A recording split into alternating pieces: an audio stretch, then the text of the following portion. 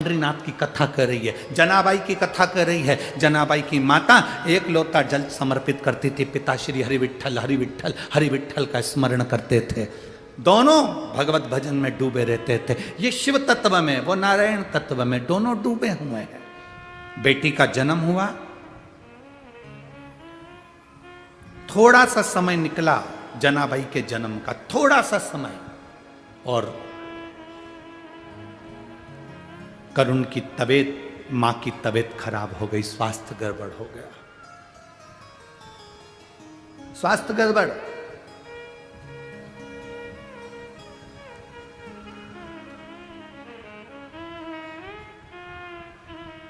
अब छोटी सी जनाबाई, छोटी सी,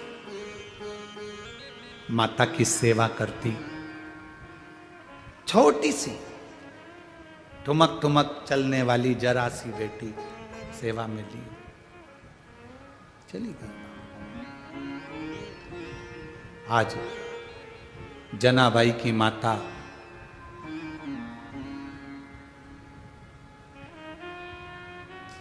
दरी पर पड़ी है, पलंग पर पड़ी है, अंतिम सांसें गिन रही है,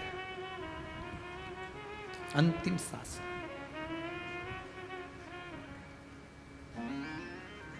प्राण जा रहे हैं। मां जनाबाई की माता ने जनाबाई का हाथ पकड़ा, बेटी को गले से लगाकर आंखें खोलकर महादेव का स्मरण कर कर कहा, अब मेरी बेटी का हाथ तुझे पकड़ा कर जा रही हूं, और मेरी बेटी भटकना नहीं चाहिए। मेरे पति ने भजन किया है, मैंने भजन किया है, तो मेरी बेटी के मुख से भी भजन निकलना चाहिए।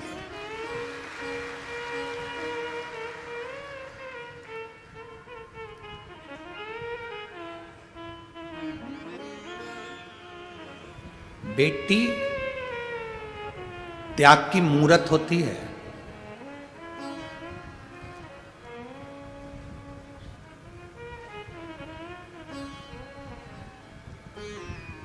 बेटी त्याग की मूरत होती है।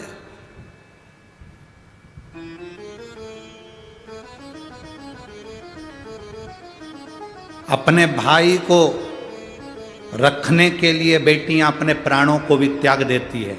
उसमें से एक है माता यशोदा जी की बेटी एकांगना। वसुदेव जी कृष्ण को रखकर चले गए, और नंद बाबा अपनी बेटी को उठाकर वसुदेव जी को दे देते हैं कि कंस के हाथ में दे देना और मार देगा।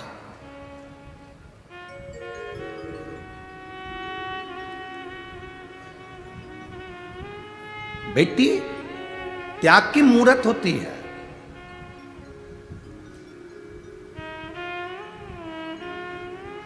दशरथ जी कौशल्या मैया अपनी बेटी शांता को पेटी में बंद कर कर छुड़वा देते हैं।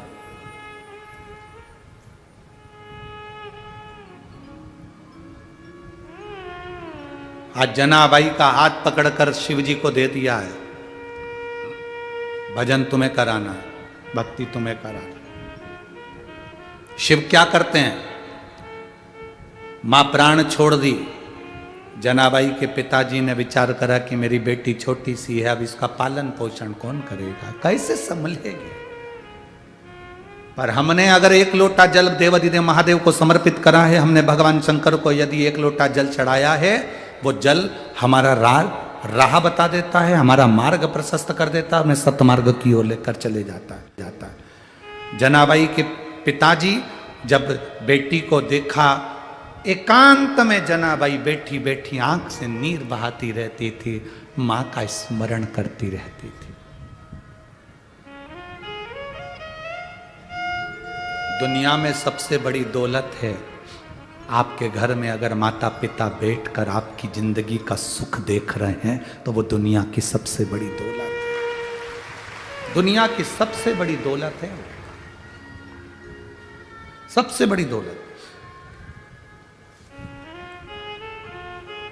बेटे की तरक्की को, बहू की तरक्की को, पोता पोती की तरक्की को, नाती पंती की तरक्की को जब घर के बुजुर्ग बैठकर देखें तो समझना कि आपके जीवन की सबसे बड़ी खुशहाली है।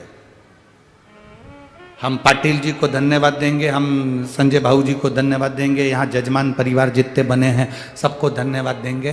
पाटिल जी आपको इसलिए धन्यवाद देंगे क्योंकि आप जो पुण्य कार्य कर रहे हो, शिव महापुराण कथा के यजमान बने हो या पुण्य कार्य में अग्रण्य हुए हो, तो कम से कम आपकी माँ आपके साथ बैठकर इस पुण्य कार्य की आंखों देखकर अपने हृदय को संतुष्टि उत्पन्न कर रहे हो।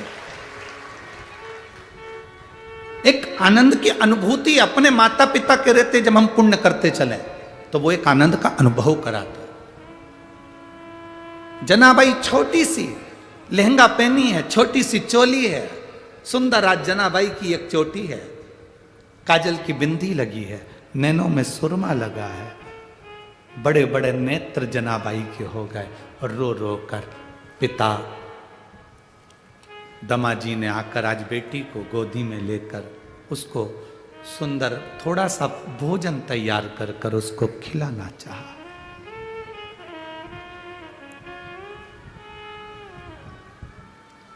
खिलाना चाहा। लोग कहते हैं बेटी विदा होती है तो माँ सबसे ज्यादा रोती है। शिव पुराण कहती है कि बेटी विदा होती है तो सबसे ज्यादा बाप रोता है, पिता।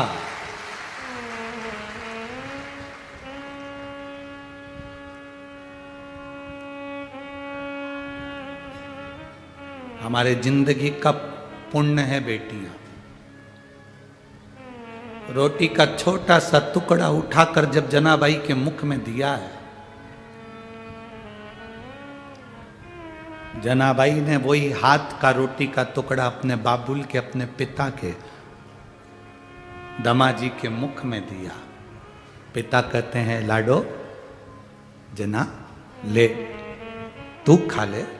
जना कहती है बाबुल माँ गई ना, पिता भाऊ जिस दिन से आई गई ना, माँ जिस दिन से गई है ना, उस दिन से तूने भोजन भी नहीं करा है। बेटी सबकी आंख में आंसू देख सकती है, पर बेटी एक अपने पुत्र और अपने पिता की आंख में कभी आंसू नहीं देख सकती। पिता और पुत्र की निगाह में बेटी आंसू नहीं देख सकती। और जो बेटियां अपने पिता की आंख में आंसू दे वो बेटी नहीं हो सकती। जो पिता को रोता हुआ छोड़कर किसी दूसरे धर्म के व्यक्ति के साथ चली जाए वो बेटी नहीं हो सकती। वो बेटी नहीं।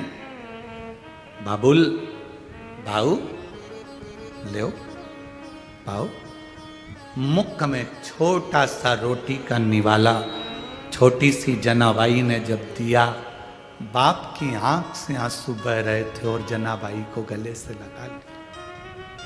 अब सोचा छोटी सी बेटी है, इसकी परवरिश मां नहीं कौन करेगा, कौन संभाले।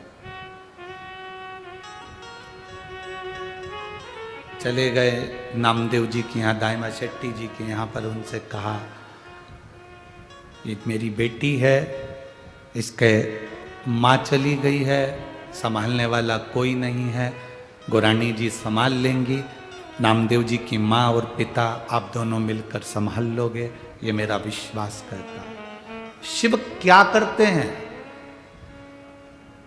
लोग कहते हैं माँ चली गई तो अनाथ हो गए, पिता चले गए तो अनाथ हो गए। शिव महापुराण की कथा कहती है जिसने शंकर को अपना पिता और माता पार्वती को अपनी मां मान लिया वो दुनिया में कभी अनाथ नहीं हो सकता। जब विश्वनाथ को तुमने अपना मान लिया तो फिर अनाथ कैसे हो? जब तुमने पंडरीनाथ को अपना मान लिया तो तुम अनाथ कैसे हो? जब तुमने द्वारिकानाथ को अपना मान लिया तो तुम अनाथ कैसे हो? जब तुमने बद्रीनाथ और केदारनाथ को अपना मान लिया, सोमनाथ को अपना मान लिया तो तुम अनाथ कैसे हो? जब तुमने जगन्नाथ को अपना मान लिया तो तुम अनाथ कैसे हो? अनाथ वो कहलाता है जो भगवान का नहीं हुआ। अनाथ वो कहलाता है जो परमात्मा का कभी नहीं हुआ। जो भगवान का हो गया वो कभी अनाथ नहीं कहलाता। वो उसके सिर पर उसके माता पिता शिव और पार्वती का हाथ है, उसके सिर पर परमात्मा का हाथ है।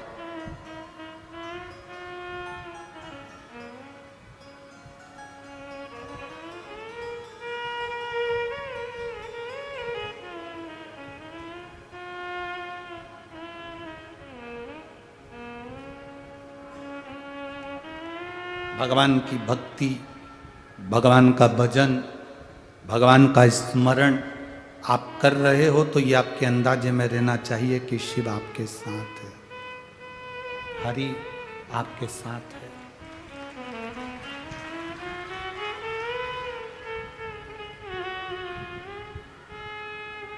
जितने यहां बैठे हो और जितने आस्था चैनल पर कथा सुन रहे हो, जितने फेसबुक यूट्यूब पर कथा सुन रहे हो, आपका पुराना कोई संबंध, पुराना कोई संबंध पूर्व जन्म का, ना जाने कितने जन्म पहले का कोई संबंध आपका और हमारा पुराना कभी तो रहा होगा। इसलिए आज आप और हम रोज कथा के माध्यम से मिलते हैं। ये पुराना संबंध है। लोग पड़ोस में रहते हैं और एक दूसरे का मुंह नहीं देखते क्योंकि उनके संबंध पुराने नहीं रहे।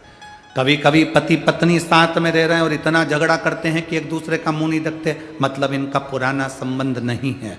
जिसका पुराना संबंध चला हुआ आ रहा है प्रेम का, वो एक दूसरे के सामने देखकर प्रसन्न हो जाते हैं, खुश हो जाते हैं। पुराना संबंध,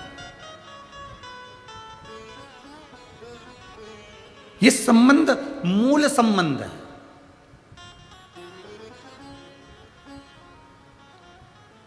मूल संबंध। महाराज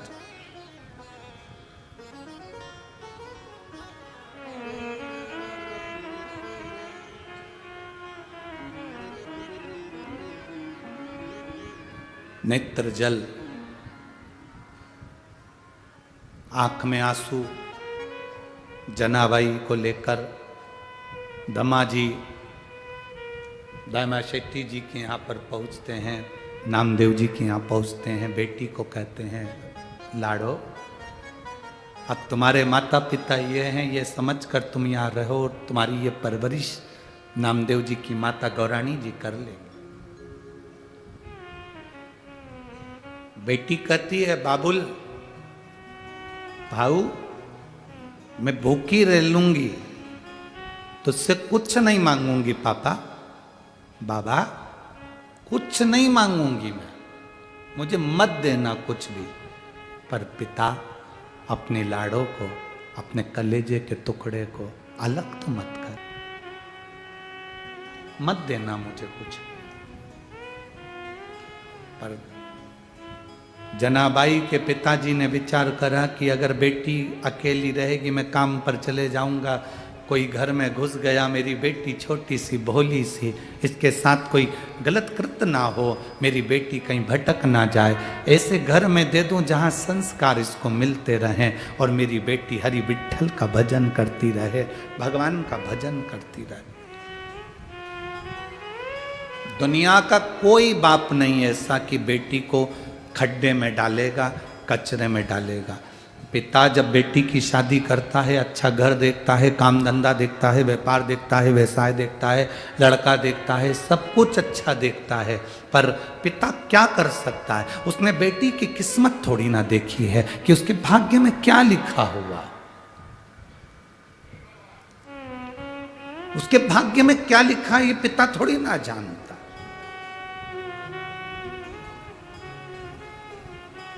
बाबा मैं कुछ नहीं मांगूंगी। जनाबाई को जब पिता दमाजी छोड़कर जा रहे थे, दमा अपने पिता का बगलबंदी कहते हैं कुर्ता कमीज, उसको पकड़कर खींचती है। बाबा छोटी सी जनाबाई, मात्र 5 वर्ष की अवस्था, और चोटी बंधी, लहंगा पहनी, वो चोटी भी किसी ने नहीं बांधी थी, आज पिता ने जनाबाई की चोटी बांधी थी, क्योंकि मां है नहीं, कौन साथ है, पिता। कमीज खींचकर, कुर्ता बगलबंदी खींचकर जनाबाई ने कहा, बाबा मैं नहीं मांगूंगी कुछ भी, बाबा मैं नहीं मांगूंगी तुमसे कुछ भी, मुझे ना खेलने के लिए खिलौना चाहिए, ना मुझे गाड़ी और बंगला चाहिए। बेटी कहती है बस पिता तेरे कलेजे से लगने के लिए मुझे तेरा हृदय चाहिए, मुझे नहीं चाहिए, मुझे मत दे कुछ। जना का हाथ पकड़कर पिता वापिस ताईमा शेट्टी जी के यहाँ नामदेव जी के अंदर घर में जब छोड़ा, गौरानी की आंख में जल थे, नामदेव जी की मां रो रही थी, जल।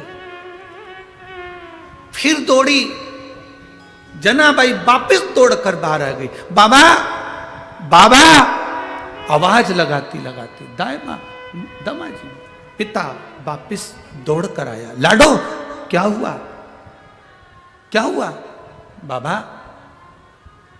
तुम भी यहीं रह जाओ ना,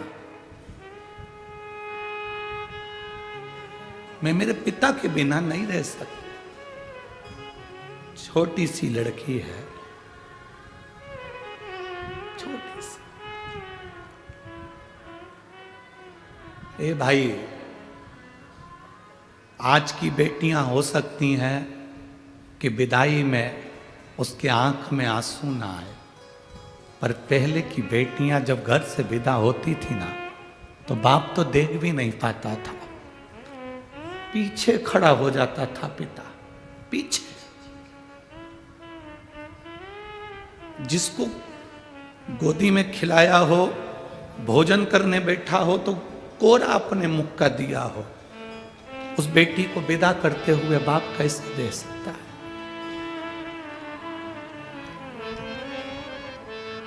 मेरी पंढरपुर की जीजियों,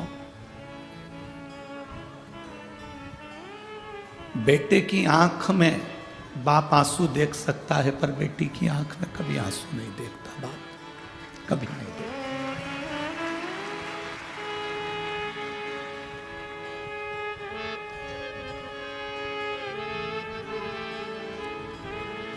जना रोती हुई पिता के गले लग, बाबा आप क्यों नहीं रुक जाते? जना नहीं, मुझे जाना है। बाबा तू तेरी भी चोटी करेगा मैं करवा लूंगी बाबा, पर मुझे अपने कलेजे से अलग मत कर। क्यों छोड़ रहे हैं? किस लिए छोड़ रहे हैं? जनाबाई के पिता को क्या कमी पड़ गई जो जनाबाई को छोड़ रहे हैं? क्योंकि दमाजी ने कहा मेरे घर में रोटी बनाने वाला कोई नहीं, मैं भूखा सो जाऊंगा, पर मेरी जना, मेरी बेटी भूखी ना सो। मुझे दुनिया का सुख मत दे, नहीं चाहिए। क्या करूंगा उस सुख का?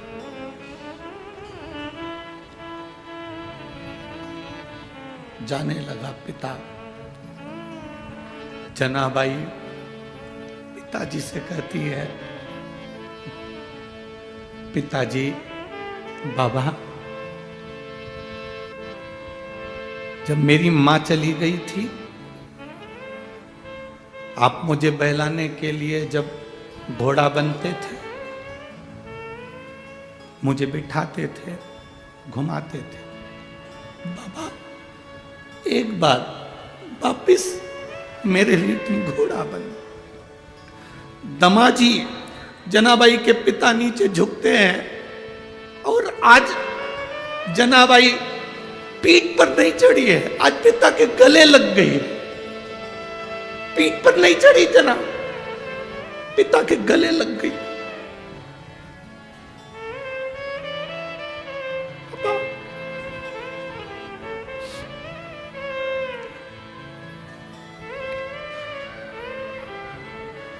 दमा, विठ्ठल विठ्ठल विठ्ठल, ए विठ्ठल, मुख से शब्द निकल रहा।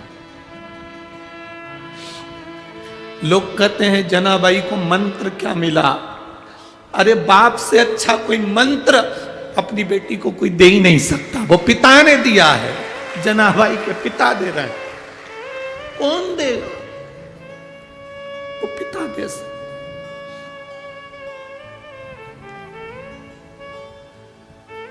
कितनी ईर्ष्या होती है लोगों को।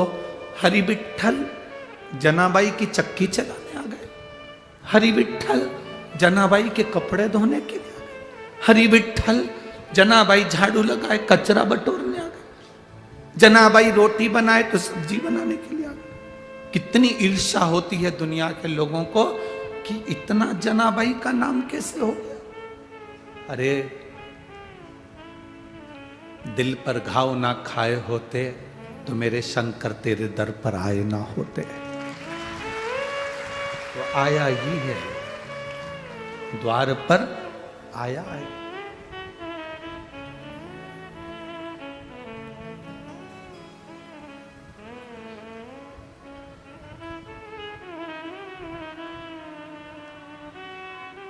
शिव शिव है, नारायण नारायण है, बेटी को छोड़ा है। लोग कहते हैं कि बेटी को छोड़ने का निर्णय दमा का था, जनाबाई के पिता का था। लोग कहते हैं निर्णय जनाबाई के पिता का था। नहीं, तेरी कृपा बिना न हिले एक भी अणु, लेते श्वास तेरी कृपा से तनु तनु। बखान क्या करूं मैं राखों के ढेर का, चपटी भभूत में खजाना कुबेर का। हे गंगधार मुक्ति द्वार ओंकार तू, भोले ओंकार तू। आयुष शंभु तार तार तू। ये निर्णय जनाबाई के पिता का नहीं था, यह निर्णय शिव ने दमाजी को मार्गदर्शन दिया है कि अगर बेटी का भविष्य बनाना है तो किसी संस्कारित घर में जहाँ विठ्ठल विठ्ठल का गुणगान 24 घंटे होता हो, भजन होता हो, ऐसे घर में बेटी को ध्यान देना। पूरे विश्व की बेटियों के लिए कहना चाहूँगा और पूरे श्रोताओं से कहना चाहूँगा, बड़ा पेट्रोल पंप मत देखो, बड़ा बंगला मत देखो, बहुत बड़ी गाड़ी मत देखो। बेटी को ब्याह करने से पहले ये देखो कि लड़का धार्मिक है कि नहीं है, अपनी बेटी का सम्मान करेगा कि नहीं करेगा।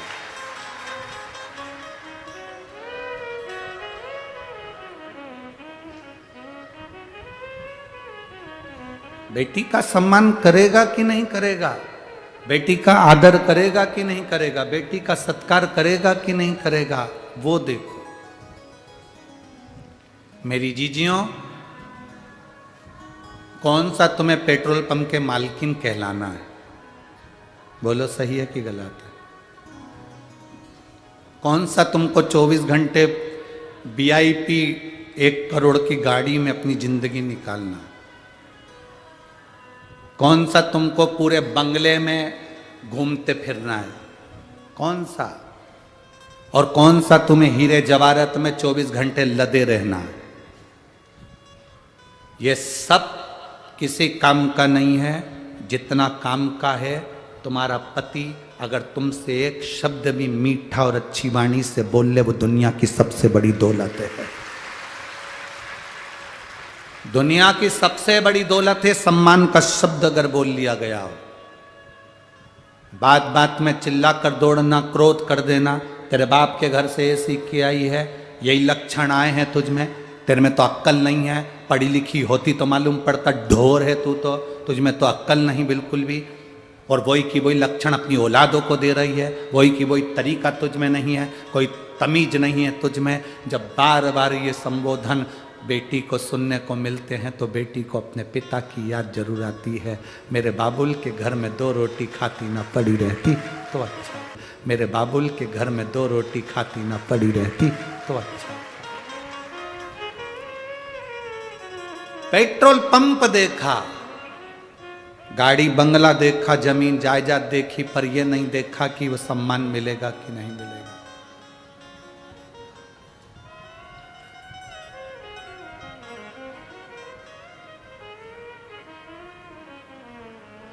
इसीलिए तो हमारे इधर एक गीत चलता है, हमारे इधर लोग गाते हैं, आप लोगों के यहाँ स्मरण नहीं हो, कि कैसो अमीर साहूकारो म्हारा बाबुल, बेटी धरी ना जाए।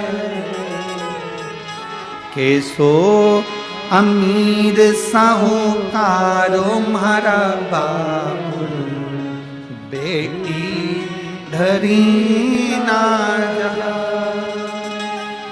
मांग काटी का बाबुल हमको दीजे, और चुड़ला रतन जड़ायो म्हारा बाबुल, बेटी धरी ना जाए। मांग काटी का बाबुल दिला रहा है, चूड़ी बाबुल दिला रहा है। बचपन से लेकर जवानी तक मेरे पिता ने मेरी परवरिश करी, फिर पिता के घर में कौन सी कमी पड़ गई जो बाबुल अपने कलेजे के टुकड़े को बाहर भेज दे रहा है कि बेटी धरी ना जाए। अरे कान का कुंडल बाबुल हमको दीजो, कान का कुंडल बाबुल हमको दीजो। पाँव की पायल रतन जड़ायो म्हारा बाबुल, बेटी धरी ना। पाँव की पायल मेरे पिता ने दिलाई, अच्छे कपड़े मेरे पिता ने दिलाए। बेटी को विदा करने से पहले हर माँ बाप 5 साड़ी, उसके पहनने के कपड़े, उसका सामान, उसका झोला, उसका बैग। बेटी का बाप बेटी को विदा करने से पहले सूटकेस, अलमारी, गाड़ी सब जमा कर, बैग अटैची फिट कर कर फिर भेजता है। उसको रुमाल तक रखता है, और रुमाल तो रुमाल, सास के पांव पड़ना तो ये 500 रुपए दे देना, वो तक कर कर भेजता है, वो बाप कहलाता है। ये ससुर को देना 500 रुपए पाँव पड़ना, ये सास को देना, ये ननन को 200 रुपए देना, 100 रुपए तेरे देवर को देना, ये उसको देना। तो बेटी भी कह देती है, बाबा क्या बिना पैसे के पाँव नहीं पड़ा जाता, ये लेके जा। अरे हीरा रतन जड़ायो रे म्हारा बाबुल, बेटी धरी ना। वो रतन किस काम का, वो माणी किस काम का, पिता सब कुछ दे दिया।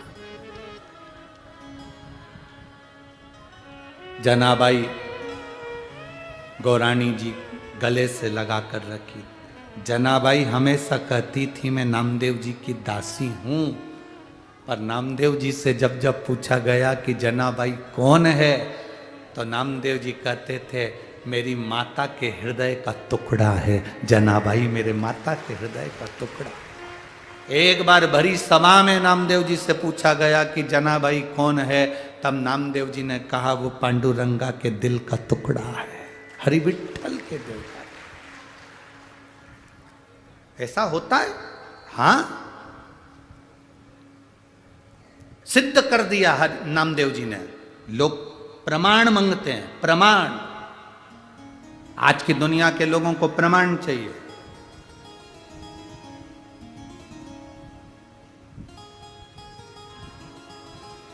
कल किसी ने कहा, गुरुजी हमने तो अभी तक पंढरपुर में सुना था कि पांडुरंगा पौंडलिक भगवान हरि विट्ठल को लेकर आए, तब जाकर इसका हमने चरित्र सुना, और आप तो इतनी पुरानी पुरानी कथा कर रहे हो चंद्रभागा नदी की, इसका प्रमाण कहीं है? आज की दुनिया को प्रमाण देना पड़ता है। हम उनसे कहेंगे रुद्र संहिता, गीता प्रेस गोरखपुर की शिव महापुराण लिया और रुद्र संहिता का 147वें नंबर का प्रश्न निकालो और उस 147 से लेकर 148 नंबर के पेज तक पढ़ते जाओ, तुम्हें चंद्रभागा का पूरा चरित्र और हरि विट्ठल की इस पवित्र भूमि का पूरा चरित्र मिल जाएगा। पढ़ते जाओ।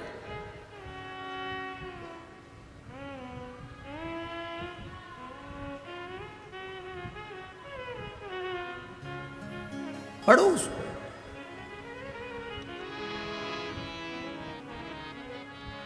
प्रमाण चाहिए दुनिया के लोगों को। आज के जमाने में नामदेव जी ने प्रमाण दिया। आज नामदेव जी ने जनाबाई को कीर्तन में बुला लिया, कीर्तन चालू हुआ, जनाबाई नाचना चालू, कीर्तन गाना चालू, रामकृष्ण हरि विट्ठल पांडुरंगा खूब जपा। कीर्तन करते करते सुबह हो गई,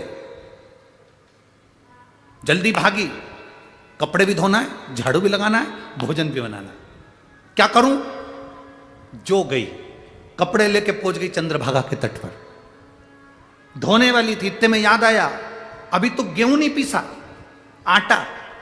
गई गेहूं पीसने, इतने में भगवान ने तुरंत रुक्मणी जी को बुलाया, इधर जल्दी आ। रुक्मणी जी बोली क्या? जल्दी आ, दौड़ कर आ। रुक्मणी जी बोली इतने दिन से अलग अलग रह रहे थे, आज मुझे बुला रहे, जरूर कोई काम होगा। जब पति बहुत मीठे स्वर में बोले, चंद्रमुखी, पति बहुत मीठे स्वर में बोले तो समझ लो आज घर में मेहमान आने वाले हैं और खाना बनाने के चक्कर में इतनी मिठास खोली जा रही है। बहुत मीठे, पति मीठे स्वर में बोले तो समझ जाओ, और पत्नी भी जब बहुत मीठे स्वर में बोले ए जी, तो तुरंत खसक लो जी, नहीं तो 500 गया जी। इतनी मिठास जब घोली जाए तो समझ लो कुछ है।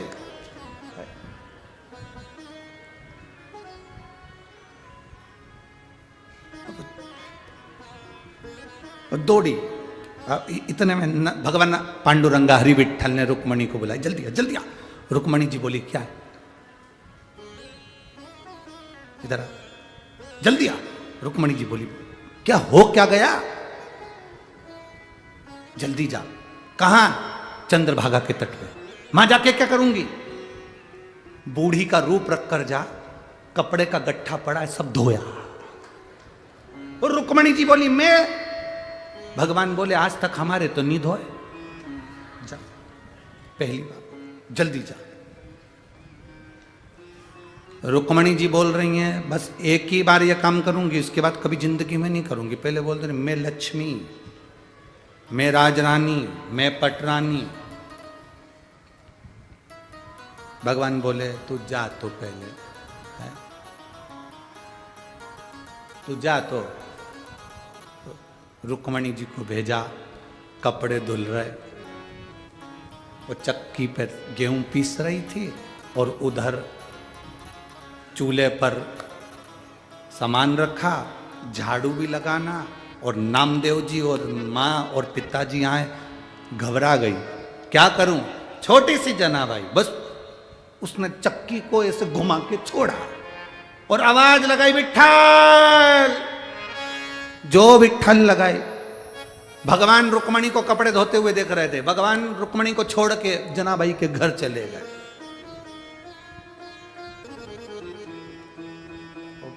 चक्की पीस। रुक्मणी जी बोली गए कहां ये? रुक्मणी जी ने कपड़े का ढेर लिया, बूढ़ी का रूप रखकर जनाबाई के घर आ गई। तो क्या देख रही? जो हमेशा सोए रहते थे, जिनके चरण में दबाती थी, आज वो चक्की चला रहा है। रुक्मणी जी ने कपड़े का गट्ठा लिया तो जनाबाई दौड़कर पूछी तुम कौन? रुक्मणी जी बोली तुम्हारे कपड़े पड़े थे चंद्रभागा पर, पानी बहुत तेज आ रहा था, मैंने सोचा मैं ही धो दूं, मेरे भी तो धो रही थी, तेरे धो दिए, ले कपड़े देने आई हो। अच्छा तो तुम इतनी मुस्कुरा क्यों रही हो यहां खड़ी खड़ी? अब रुक्मणी जी कैसे कह दे कि चक्की पीस रहा मेरा।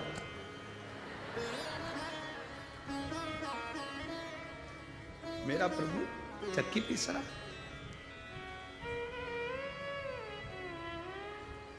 अब कभी कभी का स्मरण होता है ना, वो रहता है।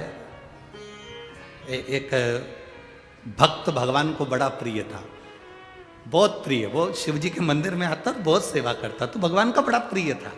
एक दिन भगवान उससे बड़े प्रसन्न हो गए और प्रसन्न होकर भगवान ने कह दिया कि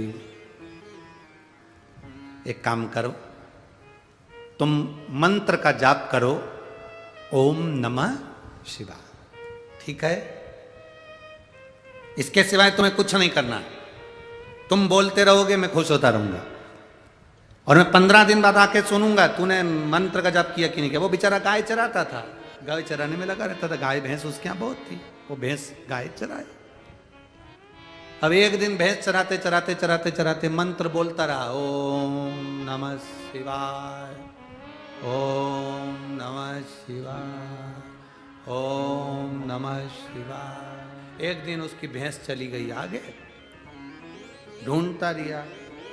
अब भैंस गई तो मंत्र भूल गया। इतने में कोई आके बोला, ओए वो तेरी भैंस जाए। वो दौड़ कर गया, भैंस पकड़ी, भैंस तो पकड़ी, इसने इसी के चरण पकड़ ली। भैया मैं कोई मंत्र बोल रहा था, तुझे याद है क्या? हाँ तू कुछ चिल्ला तो रहा था, ओम भैंस जाए। उसने कहा यही मंत्र था। उसने जपना प्रारंभ करा, ओम भैंस जाए।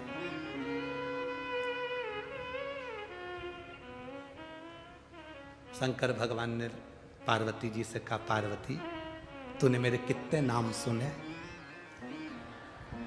पार्वती जी बोली, तुम्हारे तो हजारों नाम है प्रभु। आज मेरा नया नामकरण संस्कार हुआ है। जब वो नीचे वो है ना, उससे पूछ किया कि वो किसका नाम ले रहा। पार्वती जी एक ब्राह्मण पत्नी का रूप रख के उसके सामने जाके पल्लू वल्लू लेके खड़ी हो गई। पार्वती जी ने पूछा, क्यों रे भैया किसका नाम ले रहा है? अब उसको लगा कि बड़ी मुश्किल से तो नाम छूटा था, भूल गए थे, याद आया, वो भी बेचारे दूसरे ने याद दिलाई है, तो अपनी पहचान वाली भी नहीं लगती कि अपना नाम याद दिलाइए। इससे बात मत करो, अपन तो चिल्ला चिल्ला के जाप करो, ओम भैंस जाए, ओम भैंस जाए। पार्वती जी ने उसको हिला के पूछा किसका नाम ले रहा है? उसने उधर मुंह कर लिया, इधर खड़ी थी पार्वती। पार्वती जी उधर चली गई, हाथ जोड़ के बोली, बता तो दे किसका नाम ले रहा है? वो उसने इधर मुंह कर लिया, पार्वती जी उधर आ गई। अरे एक बार मुंह से बोल तो सही, किसका नाम ले रहा है? ओम भैंस जाए। पार्वती जी को बोल के इधर मुंह कर लिया। पार्वती जी फिर उधर चली गई। अब तो इसको गुस्सा आ गया भयंकर। पार्वती जी ने जैसे ही पूछा किसका नाम ले रहा है, उसने कहा तेरे खसम का ले रहा है, जा। पार्वती जी वापिस आ गए। शंकर जी ने पूछा, पूछिए हाँ किसका ले रहा? मेरे खसम का। तुम ही हो, तुम्हारे सिवा किसी का ले ही नहीं सकता। शिव जी प्रसन्न सामने प्रकट हो गए। शंकर शंकर है, वो घड़ी है, दयालु, उसके सिवा कोई दुनिया में इतनी प्रसन्नता में, सहज भाषा में, एकदम सरल, तुम जो बोलो उसको स्वीकार हो जाता है। जो बोलो, लोग कहते हैं शंकर जी जल्दी रुष्ट हो जाते हैं, हम कहते हैं दुनिया का भ्रम है कि शंकर जी रुष्ट हो जाते हैं। सबसे जल्दी प्रसन्न होने वाला एक ही देवता है, वो देव अधिदेव महादेव है।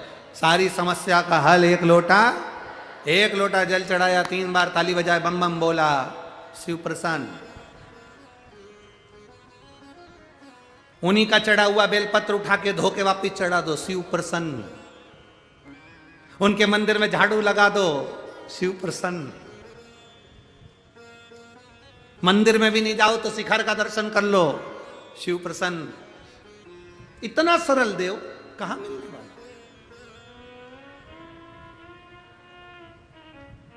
कहां मिलेगा?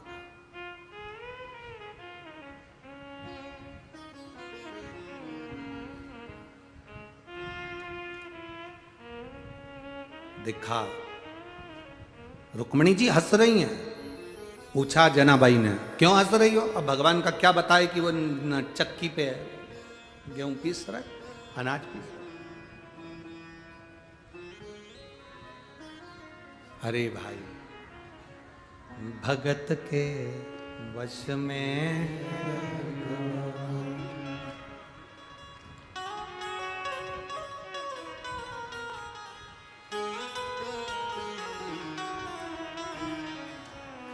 प्रभु के बस में, भगवान स्वयं भक्त के बस। वो कहे ना जनाबाई के मुख से विठ्ठल कि माए मेली बाप मेला, आता संभाल विठ्ठला। माता गई पिता गए पर विठ्ठल तुम संभाल सकते।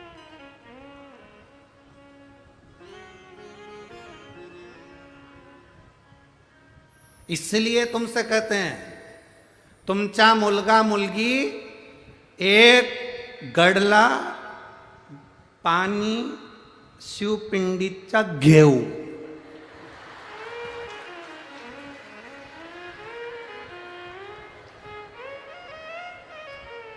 गड़बड़ तो नहीं बोला है, कहीं बोला हो तो तुम सुधार लो। थोड़ा सा प्रयास करा कि कुछ मराठी हमारी भी, हम मानते हैं हमको नहीं आती, पर हमें मालूम है माता पिता को बच्चे की तोतरी भाषा अच्छी लगती है, तो तुम्हें भी थोड़ी बहुत तोतरी तो ठीक लगेगी हो।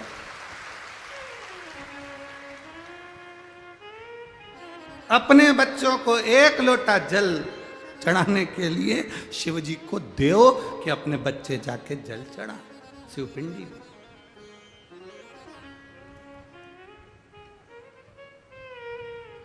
भगवान शंकर। और जब वो जल चढ़ाएंगे तो एक आनंद की अनुभूति अपने आप होती चली जाएगी। आनंद की अनुभूति।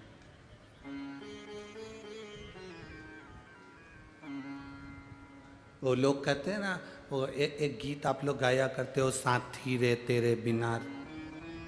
क्या हम तो कहें कि ये गीत साथी के लिए नहीं, बाबा के लिए होना चाहिए।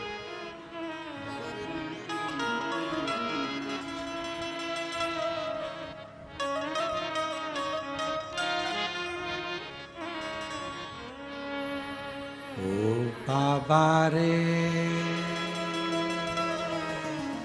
तेरे बिना भी क्या,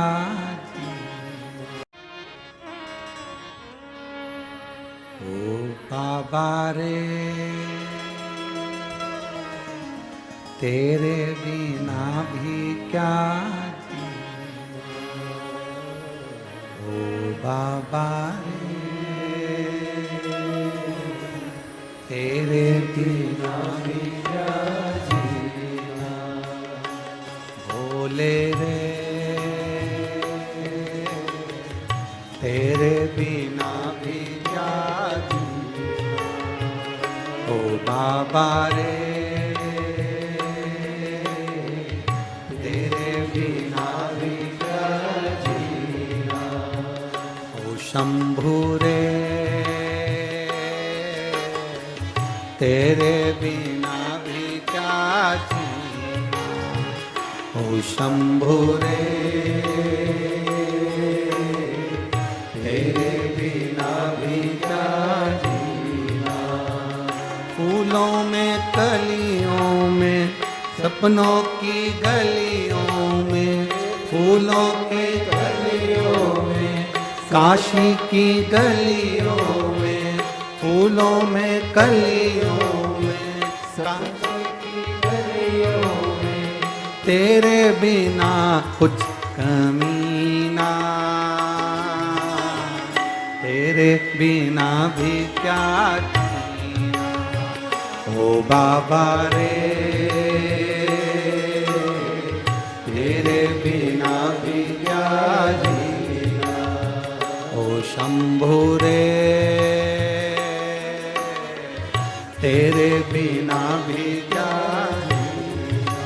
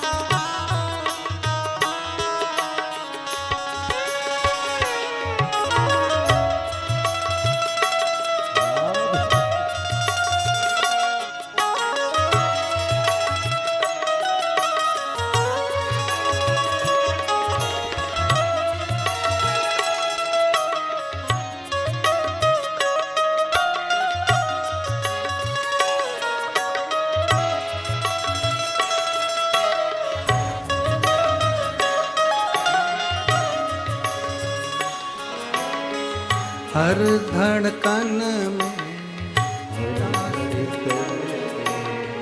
प्यास है तेरी, सांसों में तेरी खुशबू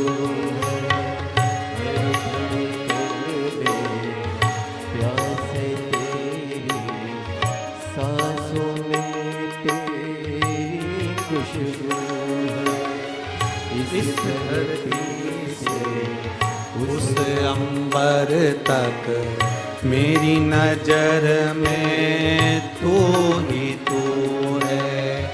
इस धरती से उस अंबर तक मेरी नजर में तू ही तू है। भजन ये छूटे ना तू मुझसे रूठे ना, भजन ये छूटे ना तू मुझसे रूठे ना, तेरे बिना भी क्या जीना, तेरे बिना भी क्या क्या जीना। ओ भोले रे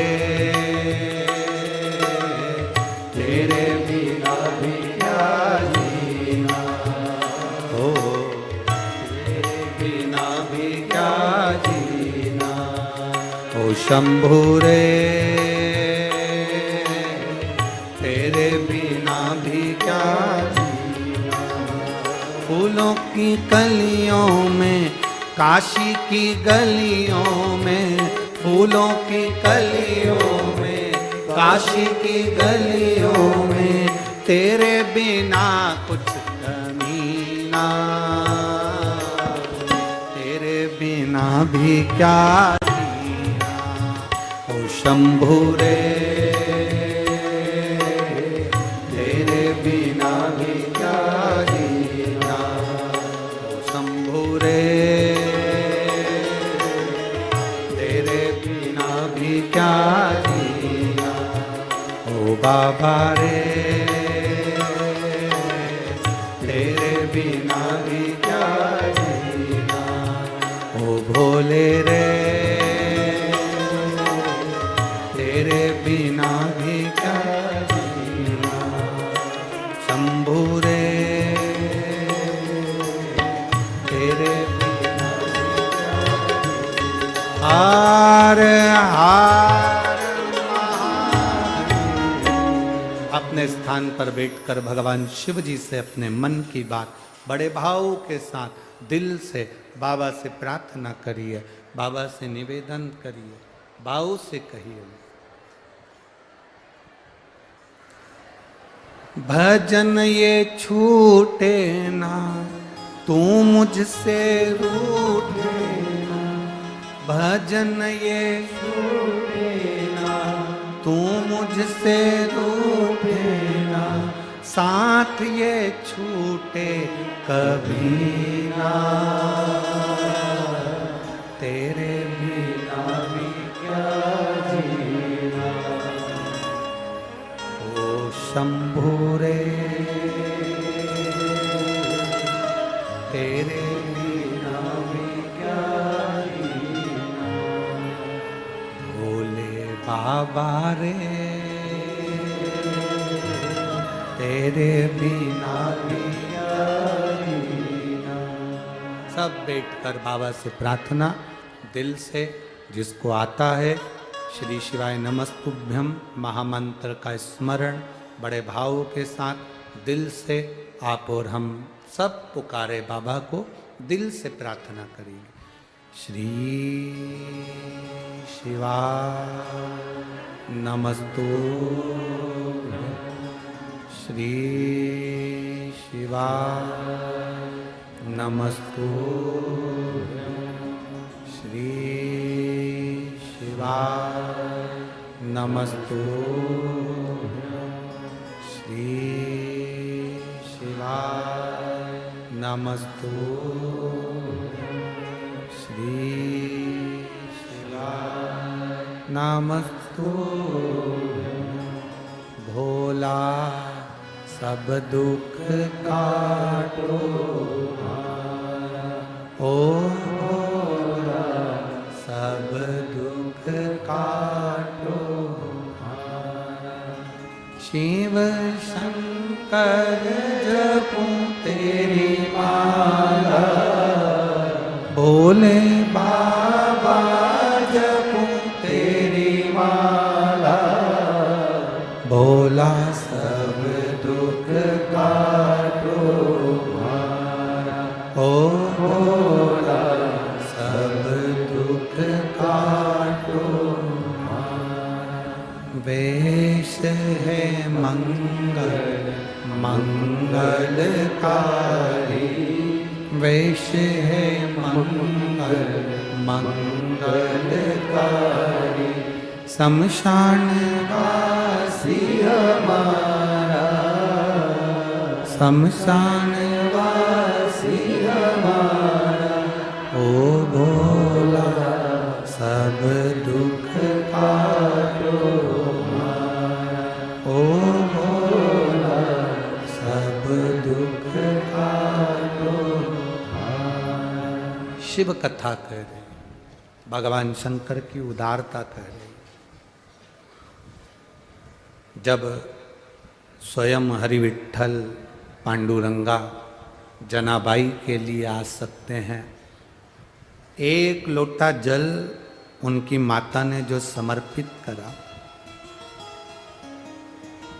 वो जल जो चढ़ाया गया, वो जल ने हरि विठ्ठल से मिला दिया।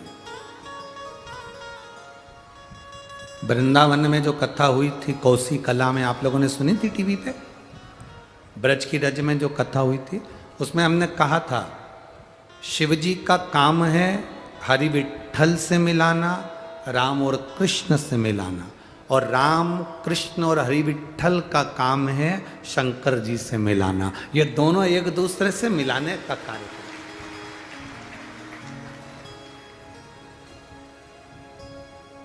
इसीलिए कहा था भजन ये छूटे ना, तू मुझसे रूठे ना, भजन ये छूटे ना, तू मुझसे रूठे ना, साथ ये छूटे कभी ना,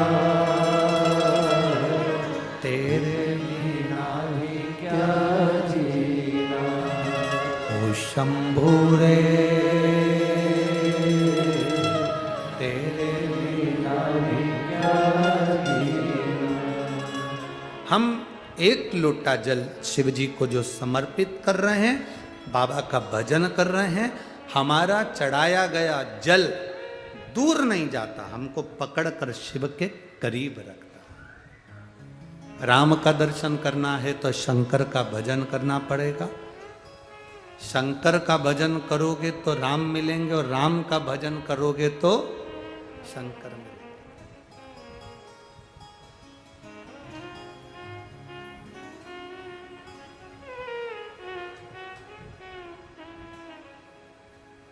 वो कहते हैं ना, जैसे वो क्या बोलते हैं, राधे राधे जपो चले, जम के बोलो, राधे राधे जपो चले आएंगे बिहारी, उसी तरह राम कृष्ण जपो चले आएंगे त्रिपुरारी।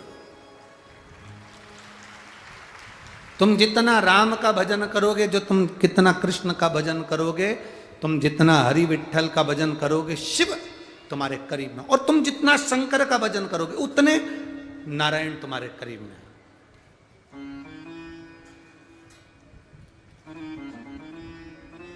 उतने नारायण तुम्हारे करीब में पहुंच जाएंगे।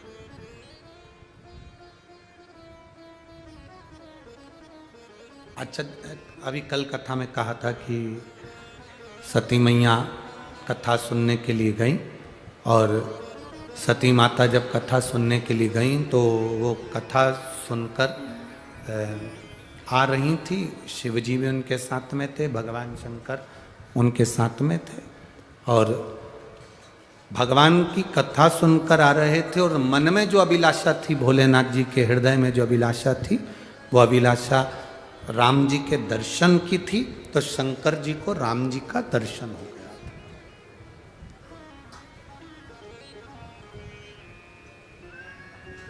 जिस अभिलाषा से हम पहुंचते हैं कथा के पंडाल में,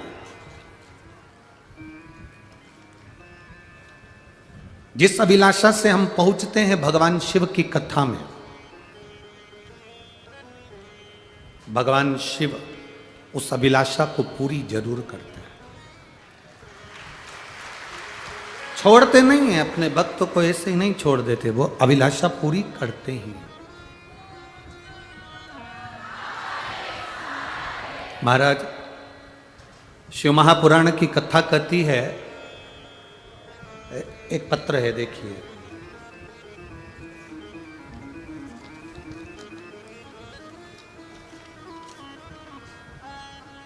मेडिकल की भी बहुत सारी रिपोर्ट उन्होंने लगाई है। आप आस्था चैनल के माध्यम से, टीवी के माध्यम से, फेसबुक यूट्यूब के माध्यम से देख सकते हैं। सारी रिपोर्टें उन्होंने लगाई, पत्र लिखा और लोटा बना के भी भेजा हो। ठीक है।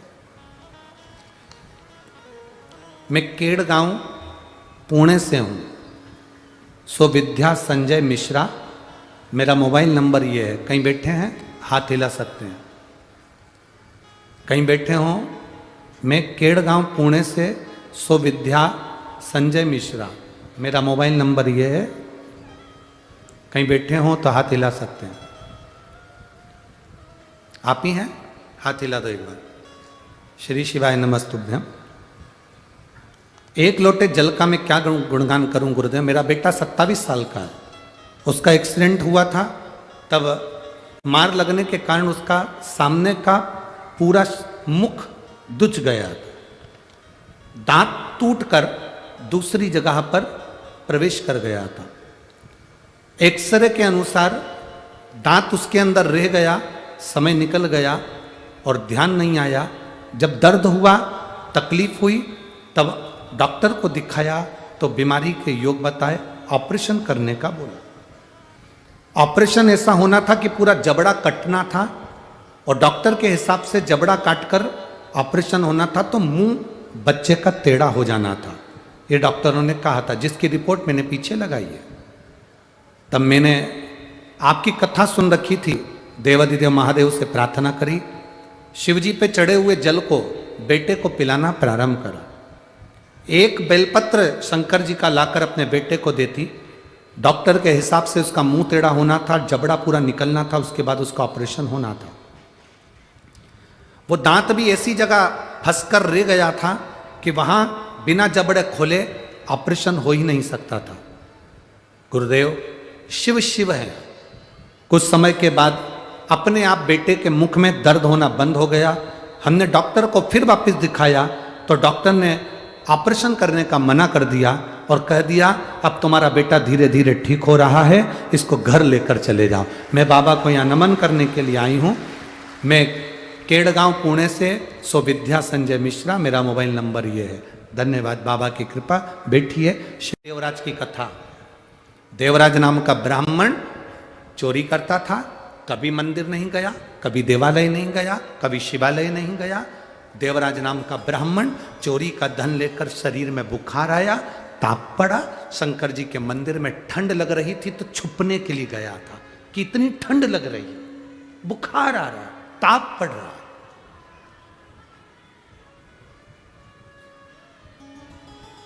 शिव मंदिर के अंदर गया, शिव महापुराण की कथा चल रही थी।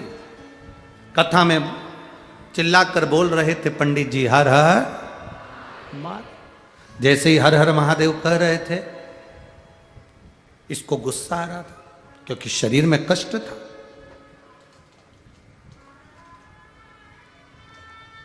शरीर में इतना कष्ट, कोई चिल्लाकर बोले और इसको क्रोध आया।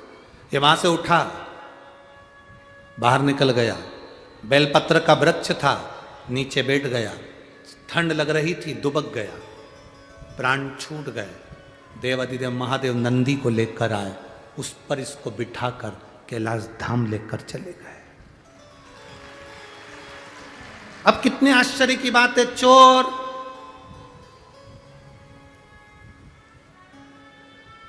चोट्टा चोरी करा, चोरी का धन लेकर शिव मंदिर में गया, चोरी का धन लेकर मर गया और शंकर जी उसको कैलाश ले गए। कारण केवल एक था। इस देवराज नाम के ब्राह्मण की माँ शिवजी के मंदिर में 1 लोटा जल समर्पित करती थी, बुआरी लगाती थी, झाड़ू लगाती थी, सेवा करती थी, सफाई करती थी। तो देवराज की माँ तो मर गई थी, कई साल निकल गए थे जब से शंकर जी को लोटा भर के जल नहीं चढ़ा था। पर जो जल उसकी माँ ने चढ़ाया था उस जल का फल मिला। चोरी का धन लेकर शिव के मंदिर में गया, शिव के मंदिर में हर हर महादेव सुना, वहां से निकला तो बेलपत्री के पेड़ के नीचे गया, बेलपत्री के पेड़ के नीचे प्राण छूटे तो हर हर महादेव शंकर उसको नंदी पर बिठाकर ले गए। 1 लोटा जल सारी समस्या का हल। 1 लोटा जल जो तुम समर्पित करते हो वो जल केवल एक पीढ़ी के लिए नहीं, तुम्हारे लिए नहीं, संपूर्ण पीढ़ियों के लिए, 71 पीढ़ी तक के लिए वो 1 लोटा जल काम करता है। 1 लोटा जल 71 पीढ़ी तक काम करता है। जिसके घर में से प्रतिदिन शंकर को 1 लोटा जल समर्पित होता है, 1 लोटा जल चढ़ता है, उसकी जिंदगी सार्थक होती है, उसके परिवार का जीवन सार्थक होता है। घर के बच्चों को नियम बनाओ,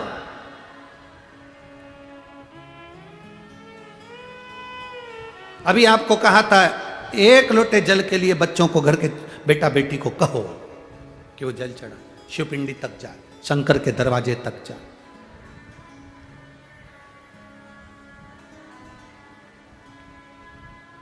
और शंभो शरने पड़ी मांगू घड़ी रे घड़ी, दुख काटो दया करीन दर्शन आपो।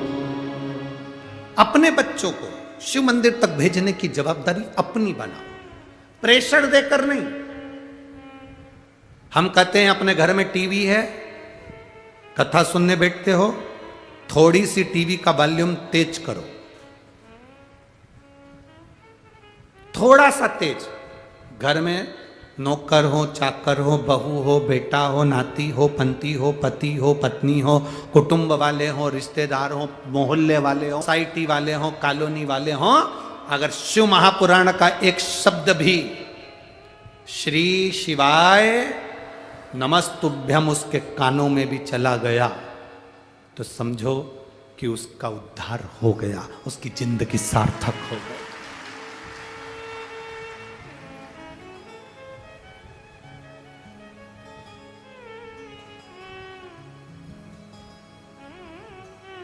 उसका जीवन सार्थक।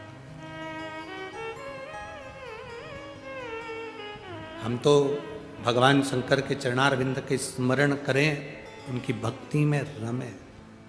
जब हम उसके आश्रित होकर चलते हैं, जैसे जनाबाई हरि विठ्ठल के आश्रित होकर चलती थी, तो हरि विठ्ठल उनके साथ में काम करने के लिए आ जाते थे। झाड़ू लगाती जनाबाई, कचरा उठाते विठ्ठलनाथ, कपड़े गलाती जनाबाई, धोआते विठ्ठलनाथ, गेहूं रखती जनाबाई, पीस आते विठ्ठलनाथ। और केवल यही काम नहीं करते थे विठ्ठलनाथ, जनाबाई गाली भी दे देती थी तो सुनते थे विठ्ठलनाथ।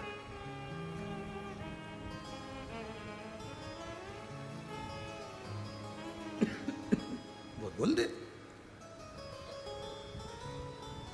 कि नामदेव कहीं काका लागे, कर्मा बाई कहीं चाची जी, हम कहीं थारा दुश्मन लागे, मैं सुन ले मारा ठाकुर जी, हम तेरे दुश्मन है। इतना जौन सेवा करे चाकर, कभी कभी तुम भी झगड़ सकते हो, ऐसा नहीं कि झगड़ा नहीं होता, शंकर जी से तुम भी झगड़ सकते हो। 1 लोटा जल चढ़ाने के लिए जब जाओ तब तुम भी कह सकते हो, इतने दिन हो गए सुनता क्यों नहीं है।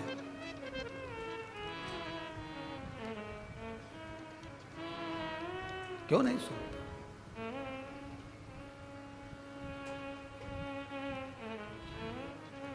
हे शंभु, हे त्रिकालदर्शी, कैलाशी, अविनाशी, कौन सी कमी रह गई? कौन सी कमी? शिव महापुराण की कथा कहती है क्रोध करो, मना नहीं, पर क्रोध में भी प्रेम झलकना चाहिए। जैसे जनाबाई क्रोध करती थी हरि विठ्ठल में तो प्रेम झलकता था। जनाबाई अगर क्रोध करती थी हरि विट्ठल पर तो प्रेम झलकता था, इसलिए हरि विट्ठल उनके शब्द को सुनने के लिए आते थे, उनकी गाली सुनने के लिए भी भगवान आ जाते थे। इतना प्रेम, इतनी वात्सल्यता, इतना करुणता।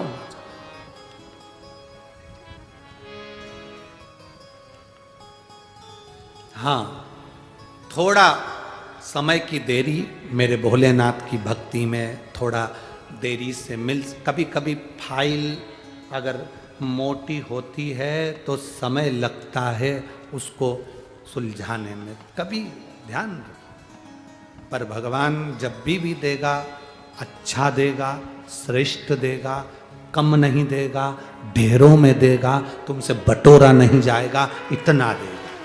देवता देते हैं पल्ला झाड़ कर और महादेव देते हैं छप्पर फाड़ कर, वो देने में कमी नहीं। कल एक पत्र किसी बहन ने दिया था, अब वो ढूंढना पड़ेगा। उस पत्र में उस बहन ने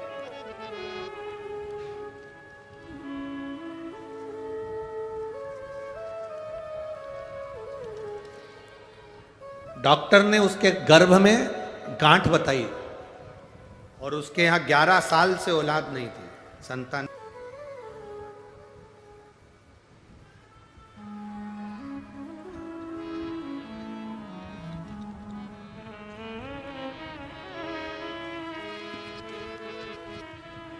आठ साल से उसके संतान नहीं थी। हाँ, ये रहा, ये कल का पत्र है। हो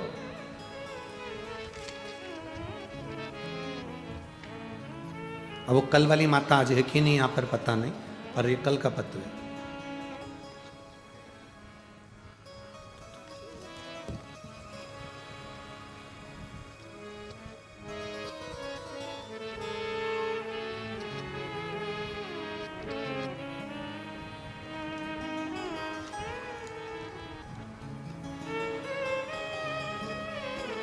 खुशी, किरण और दे, मैं तालुका कराड़, जिला सतारा से हूँ। कहीं बैठी हैं क्या जिन्होंने पत्र, कल का पत्र है वैसे, आज है कि नहीं अब यहाँ पर मालूम नहीं। मेरी शादी को 8 साल हो गए थे मगर संतान नहीं थी। डॉक्टरों का इलाज करवाया पर संतान का सुख नहीं आया। मेरे रिश्तेदार ने पशुपतिनाथ के व्रत का वर्णन किया, हमने उस व्रत को करा। सफेद आंकड़े की जड़ का प्रयोग तुमरुकेश्वर महादेव का नाम लेकर करा। बाबा की कृपा तो हुई पर गुरुजी मेरे गर्भाशय में गठान थी। डॉक्टर के हिसाब से बच्चादानी के अंदर गठान थी। ऑपरेशन का डॉक्टर ने कह दिया था और यहां तक बोल दिया था कि ये गठान का जो टेस्ट किया जा रहा है इसके अनुसार हो सकता है कि कैंसर की गठान। हम लोग डर गए। ऑपरेशन से पहले हमने बाबा से प्रार्थना करी, बाबा हमने तो व्रत करा था पशुपतिनाथ का संतान की प्राप्ति के लिए और डॉक्टर बोल रहे हैं कि पेट में गठान है बच्चादानी में। 8 साल से इलाज करवा रहे हैं तो बच्चादानी में कभी गठान नहीं बताई, आज ये गांठ बता दी। हम घर आ गए, बड़े टेंशन में हो गए, डिप्रेशन जैसी स्थिति हो गई। थोड़े दिन हमने विचार करने के बाद फिर शिव जी को जल चढ़ाकर बेलपत्र खाई। खाने के बाद हमने कहा चलो अब ऑपरेशन करवा लेते हैं। तारीख निकलवाई ऑपरेशन के लिए जाने के लिए। जांच फिर प्रारंभ हुई तो जांच में मालूम पड़ा कि वो गठान नहीं है, वो गर्भ ठेर गया, बच्चा है। ये शिव तत्व है। 8 साल के बाद बाबा ने सुना और मेरे घर में संतान का सुख दिया। मैं अपने बच्चे का फोटो भी लगा रही हूँ। बाबा की कृपा से 9वें महीने में 2023 में मेरे घर में पुत्र रत्न की प्राप्ति हुई, जिसका फोटो मैं लगा रही हूँ। अगर वो बैठी हैं तो हाथ हिला सकती हैं जिनका ये पत्र है। शिव तत्व इसी को कहते हैं। औघड़ी, शंभु, त्रिकालदर्शी, कैलाशी, अविनाशी, इसी को कहते हैं। और तेरी कृपा बिना न हिले एक भी अणु, लेते हैं श्वास तेरी कृपा से तनु तनु। हे गंगाधार मुक्ति द्वार ओंकार तू भोले ओंकार तू आयो शरण तिहारी शंभो तार तू। समय आया, शिव महापुराण की कथा कर रही, हर पल हर घड़ी जिसको तुम भजते हो वो तुम्हारे सम्मुख में रहता है। जिसका तुमने भजन किया, जिसका तुमने स्मरण किया, वो तुम्हारे सम्मुख में, वो छूटता है। शिव महापुराण की कथा कर रही है, जैसे एक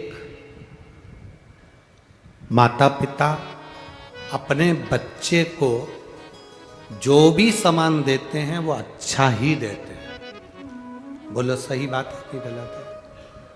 कोई माँ बाप ऐसे नहीं होंगे कि सड़ा हुआ सेव फल बेटे को खिला दें और खुद अच्छा खा लें।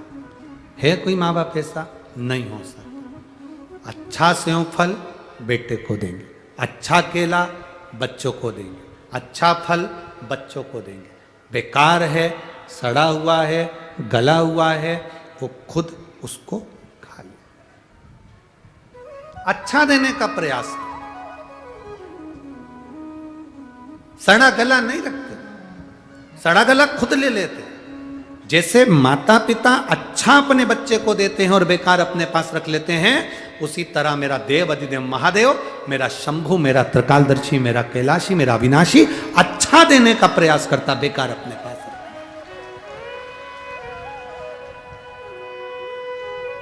हम जब कुबेरेश्वर धाम जाते हैं, हरि विठ्ठल का दर्शन करने, पांडुरंगा का दर्शन करने के लिए मंदिर में जाते हैं, चंद्रभागा माता का स्नान करने के लिए जाते हैं, या सीहोर में कुबेरेश्वर धाम पर कंकर शंकर की पूजन करने के लिए जाते हैं, तुम्हें लगता है कि तुम कुबेरेश्वर धाम पर गए हो, पर शिव महापुराण की कथा कहती है, भगवान शंकर का यह पवित्र चरित्र वर्णन करता है कि हम शंकर के धाम में जब पहुंचते हैं तब बाबा अपने धाम में तब बुलाता है जब हमारे भीतर के सारे पापों को धो देता है, कष्टों को मिटा देता है, तब अपने करीब में बुलाता है।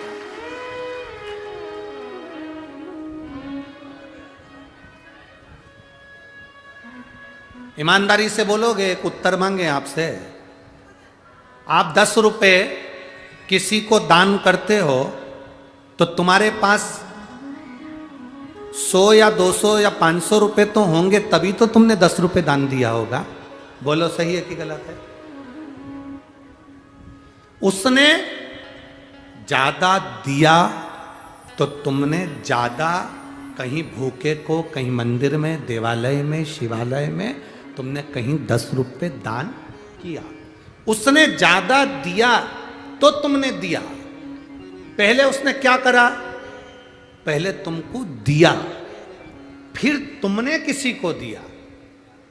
वो नहीं देता तो तुम क्या किसी को 10 रुपए दे सकते थे? अगर वो नहीं देता तो तुम किसी को अठन्नी दे सकते थे? उसने कृपा करी तब तुमने किसी पर दया करी। और तेरा ही दिया मैंने खाया पिया है, तेरा शुक्रिया है, तेरा शुक्रिया। जब तक हम किसी को नहीं देते, वो देने वाले ने दिया। हम दे रहे हैं, 5 रुपए दे रहे हैं तो हमारे पास 50 होंगे, हम 10 रुपए दे रहे हैं तो हमारे पास 100 होंगे। उसने दिया तो हमने दिया। उसी तरह शिव महापुराण की कथा कहती है, अगर आप भगवान की भक्ति में रमे हुए हो, भगवान के भजन में रमे हुए हो, भगवान के स्मरण में रमे हुए हो, उसने जो वाणी दी तुमने उसको प्रदान करी। नामदेव जी ने क्या दिया था हरि विठ्ठल को? तो नामदेव जी से किसी ने पूछा, तुमने हरि विठ्ठल को क्या दिया? पांडुरंगा को क्या दिया? क्या दिया तुमने हरि विठ्ठल को, पांडुरंगा को क्या दिया? तो नामदेव जी ने कहा, जो मेरे पांडुरंगा ने मुझे दिया मैंने उनको दिया। क्या दिया पांडुरंगा ने? तो कहा, मेरे पांडुरंगा ने जो वाणी मुझे दी, उस वाणी से मैंने कीर्तन गाकर पांडुरंगा को वापस दिया। उस कीर्तन को सुनाकर, उस कीर्तन का, अगर भगवान ने आपको वाणी दी है, अच्छा शब्द दिया है, अच्छा स्वर दिया है, अच्छा व्यवहार दिया है, अच्छी वाणी आपको दी है, आप भगवान को कीर्तन का कर सुना।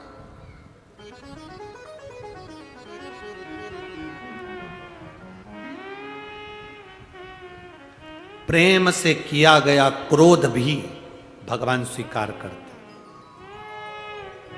नहीं तो हमारे शास्त्रों के अनुसार तो क्रोध लकवे की बीमारी से भी बड़ी बीमारी है। क्रोध, लकवे की बीमारी शरीर का एक अंग खराब करती है, पर क्रोध हमारे पूरे शरीर को और हमारे पूरे घर को खराब कर देता है। पूरे घर को, पूरे शरीर को खराब कर देता है वो क्रोध। आया समय, मां पार्वती शिव जी की हो गई, शंकर पार्वती के हो गए। पार्वती मैया जब कैलाश धाम पर पहुंची,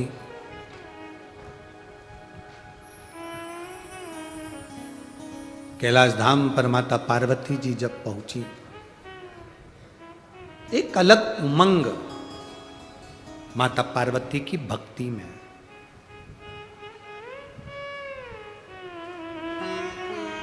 कोई कह रहा था कि हम लोग जब शंकर जी को जल चढ़ाने के लिए जाते हैं, आप लोग स्मरण करेंगे, हम जब शिव जी को जल चढ़ाने के लिए जाते हैं तो शिवलिंग वहां पर रहता है, जलाधारी वहां रहती है। यहां पर पार्वती जी की मूर्ति रखी होती है, यहाँ गणेश जी की मूर्ति रखी होती है, यहाँ कार्तिकेय जी की मूर्ति रखी होती है, सामने नंदी की मूर्ति रखी होती है। करें ना दर्शन सबने? जम के तो बोलो जरा, करें है ना? शिवलिंग है, जलाधारी है, पार्वती जी की मूर्त है, गणेश जी की भी मूर्ति है, कार्तिकेय जी की भी मूर्ति है, नंदी की भी मूर्ति है। तो किसी ने कहा कि गुरुजी हम जब शंकर जी को जल चढ़ाते हैं तो पार्वती जी को, गणेश जी को, कार्तिकेय जी को, नंदी को, सबको जल चढ़ाना चाहिए।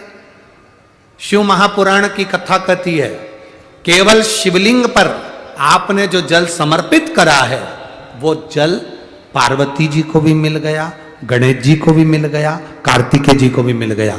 उसके सिवाय तुम्हें ये नहीं कि यहां भी जल चढ़ाओ, वहां भी जल चढ़ाओ, ना, केवल शंकर जी पे तुमने जल चढ़ा दिया, शिव पिंडी पर जल चढ़ा दिया, वो जल तुम्हें, शंकर भगवान का चढ़ा हुआ जल सबको प्राप्त हो गया। अब उसमें तुम्हें ये नहीं सोचना कि मैंने पार्वती जी को तो स्नान कराया ही नहीं, मैंने गणेश जी को तो स्नान कराया ही नहीं, मैंने कार्तिकेय को तो स्नान कराया ही नहीं, ना ना ना।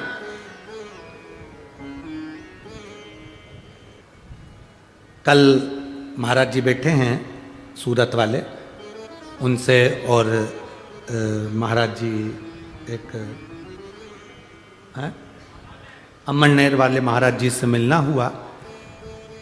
तो वारकरी हैं, पैदल चलकर सूरत से यहाँ पहुँचते हैं, वो अमरनेर से यहाँ पहुँचते हैं, पैदल लाते हैं, पैदल जाते हैं। कल वो बता रहे थे कि महाराज जी जो असली वारकरी होता है,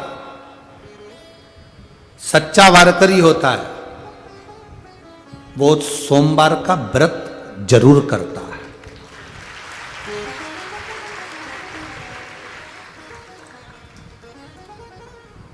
हमने पूछा, गुरुदेव ये सोमवार का व्रत, क्योंकि हरि और हर ये दोनों एक ही जगह पर विराजमान है। जब वो सोमवार का व्रत करता है तो शिव उसको पांडुरंगा से, हरि विठ्ठल से मिलाते जरूर हैं, ये निश्चित हो जाता है, ये निश्चित हो जाता है। ये उनके शब्द, इनके संबोधन। हम कहते हैं, कई लोगों ने आपस में भेद कर रखा है, तुलसी की माला पहनो, रुद्राक्ष की छोड़ दो, रुद्राक्ष की पहनो तो तुलसी की छोड़ दो। कोई पुराण, कोई शास्त्र, कोई वेद नहीं कहता कि शंकर को भजोगे तो पांडुरंगा को छोड़ना पड़ेगा, पांडुरंगा को भजोगे तो शंकर को छोड़ना पड़ेगा, तिरुपति बालाजी का भजन करोगे तो शंकर को छोड़ना पड़ेगा। अगर तिरुपति बालाजी का तुम भजन कर रहे हो, तिरुपति बालाजी का कितना भी दर्शन कर लो, तुम्हारे घर में लक्ष्मी जब आएगी, जब तुम तिरुपति बालाजी का दर्शन करने के लिए जाओगे तो दर्शन कर कर जब वापिस आओ तो नीचे जो कपिलेश्वर महादेव हैं उनका दर्शन करना ही पड़ेगा। तिरुपति बालाजी का दर्शन करा और कपिलेश्वर महादेव का दर्शन नहीं करा तो तुम्हें तिरुपति दर्शन का फल नहीं मिलता। बद्रीनारायण जी का दर्शन करा और केदारेश्वर का दर्शन नहीं करा तो दर्शन का फल नहीं मिलता। द्वारकाधीश का दर्शन करा, सोमनाथ और नागेश्वर का दर्शन नहीं करा तो दर्शन का फल नहीं मिलता। ये दर्शन की मूलता है। नाथ द्वारा जाओ, श्रीनाथ जी का दर्शन करो। कोई कहे हम पुष्टि मार्गी, हम ठाकुर जी को भजते हैं। श्रीनाथ जी का दर्शन करा और एक लिंग जी का दर्शन नहीं करा तो दर्शन का फल नहीं मिलता। यहां दर्शन की पूर्णता है। शंकर के बिना दर्शन पूरा होता ही नहीं। शिव के बिना दर्शन अधूरा। कर डंडिया बांध कर, छाता लगाकर, जैसी तुमको जगह मिली वैसी जगहों में तुम बैठ गए। आखिर क्या कभी कथा तो सुनी, स्मरण भी करा, पर तुम्हारे भीतर जो जागरूकता उत्पन्न हुई है, तुम्हारे भीतर जो शिव के प्रति भाव उत्पन्न हुआ है, वो भाव आज का नहीं है। तुम्हारे ना जाने कितने कितने जन्म निकल गए। उस जन्म के बाद आज तुम्हारी चित्त वृत्ति में शिव आकर बैठ गया, नारायण आकर बैठ गया, पांडुरंगा आकर बैठ गया, हरि विठ्ठल आकर बैठ गया। तब तुम्हारा मन अब भगवान की भक्ति में रमा है, तब भगवान का दर्शन तुमको हुआ है। नहीं तो ये भगवान का दर्शन होना बड़ा मुश्किल है।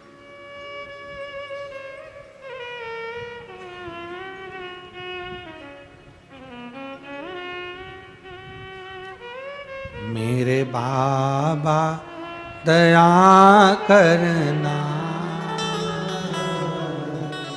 मैं तेरे भरोसे भोले बाबा दया करना, मैं तेरे भरोसे। इन लाइनों को हम हर कथा में गाते हैं। उसका केवल एक कारण है कि आपके मुख से निकले कि आप उसके भरोसे हो, आपके मुख से निकले कि आप उसके सहारे हो। कई लोग कहते हैं गुरुजी आपको और कुछ बोलना आता है कि नहीं आता, एक ही एक लाइन गाते जाते हो।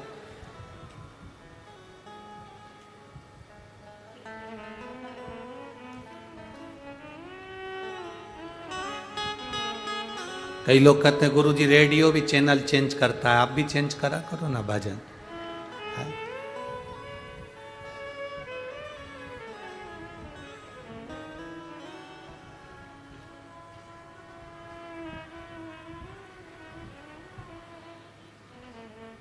तुम्हारी सास तुलसी की फेरी लगाती थी, तुम लगा रही हो कि नहीं लगा रही हो? बोलो, जम के बोलो, लगा रहे। तुम्हारी सास सोमती अमावस्या की पूजन करती थी, तुम करते हो कि नहीं करते हो? करते। वारकरी करने वाले, बारी करने वाले यहाँ आते हैं, बारी करते करते यहाँ के हरि विठ्ठल का दर्शन करते हैं। कई वारकरी ऐसे हैं जिनके दादा वारी में जाते थे, उनका बेटा वारी में जाता था, उनके बेटे का बेटा वारी में जाता था, और कई वारकरी ऐसे हैं जिनकी 8-8, 10-10 पीढ़ी निकल गई, आज भी उनका घर का व्यक्ति वारकरी यहां तक आता है पैदल।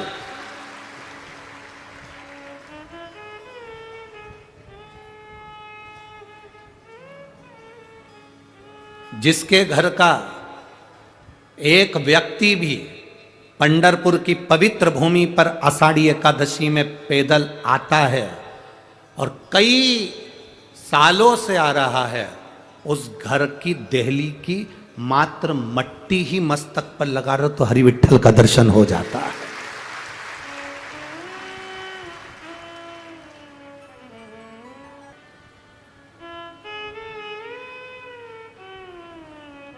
तीन हमारे गांव को बचा कर रखते हैं, तीन हमारे गांव को बचा कर रखते हैं, तीन हमारे खेड़े को बचा कर रखते हैं, तीन हमारे शहर को बचा कर रखते हैं, तीन हमारे प्रदेश को बचा कर रखते हैं, और तीन हमारे भारत को बचा कर रखते हैं। वो तीन कौन? पहले नंबर का वारकरी, संत, साधु, वैष्णव। दूसरे नंबर का पतिव्रता धर्म का पालन करने वाली सती नारी, और तीसरे नंबर का हमारे गांव में बिना कपट निष्कपट के भजन करने वाला वो कीर्तनी, वो सत्संगी, वो भजना वाला हमारे गांव को बचा कर रखते हैं। तुम्हारा गांव में अगर सदूर कोरोना आया, तुम्हारे गांव में अगर कोरोना आया और तुम बच कर निकल गए, समझना कि तुम्हारे गांव में कोई सती नारी रहती होगी, कोई वारकरी रहता होगा, कोई भजन करने वाला, कोई वैष्णव रहता होगा, कोई संत, कोई साधु रहता होगा, जिसकी भक्ति का बल इतना प्रबल है कि रोग और बीमारी भी दूर हट जाती है।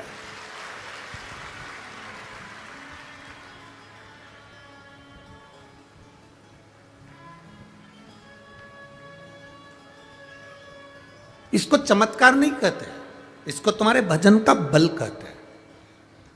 संत नामदेव जी कुएं के सामने जाकर बैठकर कुएं में से पानी उफाना कर और नामदेव जी की प्यास बुझा दे, तो इसको क्या चमत्कार कहोगे? ये भक्ति है उनकी, ये विश्वास है उनका, ये दृढ़ता है उनकी। उनके भजन में वो बल है, उनकी भक्ति में वो बल है कि कुएं का पानी बाहर निकल आता है, गंगा का जल निकल कर आता है। ये भक्ति है उनकी।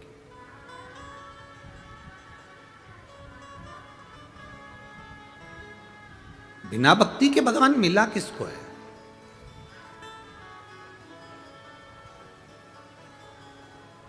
किसको प्राप्त हुआ?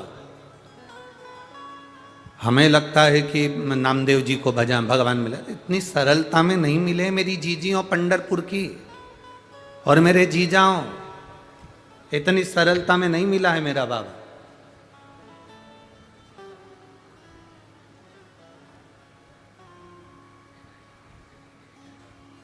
कितना कितना समय निकाल दिया, कितना समय।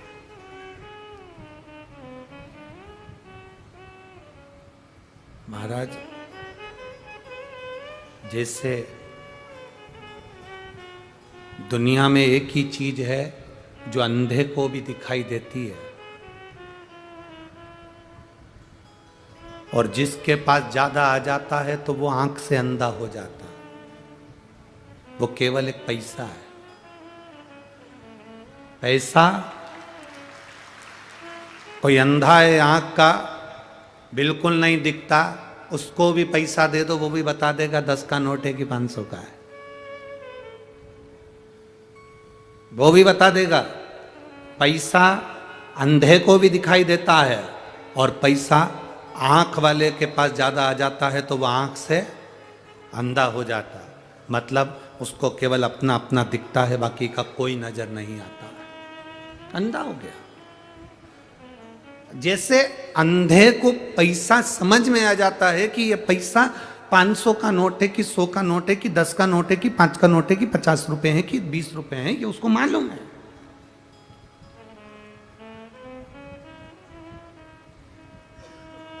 उसको पहचान है। भक्त को भगवान की पहचान होती है और भगवान को भक्त की पहचान होती है।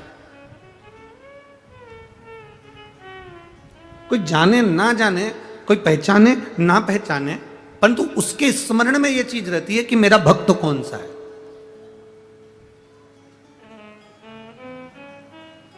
चंद्रभागा नदी का स्नान करने के लिए सब आते हैं। एकादशी के दिन, आषाढ़ी एकादशी पे या कार्तिक एकादशी पर, माघी एकादशी पर यहाँ भीड़ होती है, बहुत भीड़ होती है। सब आते हैं नहाने के लिए चंद्रभागा के तट पर। अमावस्या आ गई तो उस समय आ गए, पूर्णिमा आ गई तो उस समय आ गए। चंद्रभागा को नहाने के लिए केवल क्या पुण्य वाले लोग ही आते हैं? अरे बोलो तो जम के नहीं, चंद्रभागा को नहाने के लिए चोट्टे भी आते हैं। पुण्य वाला कपड़े रखता है, सामान रखता है, विठल पांडुरंगा, विठल पांडुरंगा कह के चंद्रभागा का जल में स्नान करता है। और चोट्टा, तुम करो हर हर गंगे, हम तुम्हें करें घर से नंगे, जा। चोट्टा भी इंतजार करता। कथा सुनने के लिए क्या केवल भक्त ही आएंगे? चोट्टे भी बैठे होंगे, बैठे। पर जरा विचार करना, चोट्टा इतने साल से चुरा रिया है, लाखों की चोरी कर ली तो भी चोट्टा की चोट्टा ही है। तुम्हारा कोई सामान चले भी गया तो तुम 2 साल में 1.5 साल में वापिस मंगलसूत्र, वापिस चेन, वापिस सामान तुमने 2 साल में वापिस बना लिया। वो 1 तोला का था, तुमने 2 तोला का बनाया कि अब की और मजबूत बनवाओगे। तुम आगे बढ़ गए, पर वो चोट्टा, बोलते जाओ, चोट्टा ही रिया, उसका प्रमोशन ही नहीं हुआ। क्योंकि अच्छी कंपनी में जॉब ही नहीं कर रहा। जिसकी जॉब अच्छी कंपनी में है वो तरक्की कर रहा है। कपड़ा चले गया, अगली बार आऊंगी ना हरि विट्ठल के यहाँ पर चंद्रभागा नहाने के लिए, ज़्यादा लाऊंगी। अब की बार अकेली आई हूँ ना, अगली बार 2 लोगों को साथ लाऊंगी तो मैं नहाने जाऊंगी तो वो कपड़े देखेगा। मतलब 2 लोगों को लाना कोई सरल बात है? उन लोगों का खर्चा उठाना, उनको खाना खिलाना, धर्मशाला में ठहराना, मतलब मेरा हरि विट्ठल इतना दे देगा कि मैं 3 लोगों का वजन अपने आप झेल सकती हूँ, इतना प्रदान करेगा।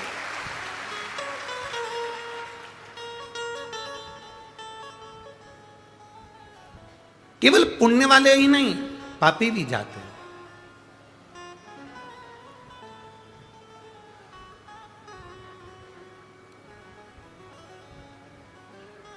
तुम अंदर आते हो और चोट्टे की निगाह तुम्हारे मोबाइल पर, पर्स पर, तुम्हारे गले पर पड़ जाती है। बोलो पड़ती कि नहीं पड़ती?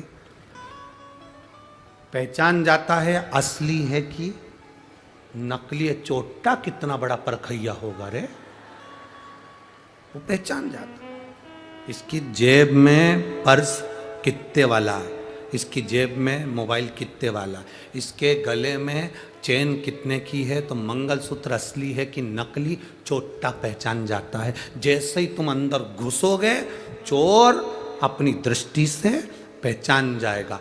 चोर की निगाह तुम्हारी गले की चेन पर, मंगलसूत्र पर होती है।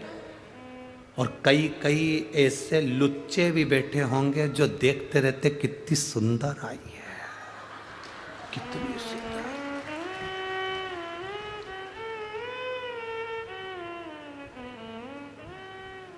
चोट्टे की निगाह तुम्हारी चेन पर है, लुच्चे की निगाह तुम्हारी सुंदरता पर है, और महादेव की निगाह अपने भक्त पर है।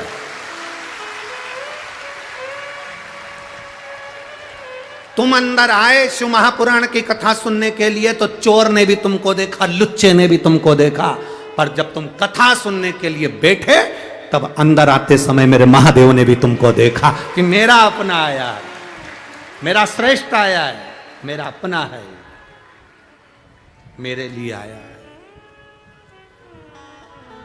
ये मेरे लिए पहुंचा। और जब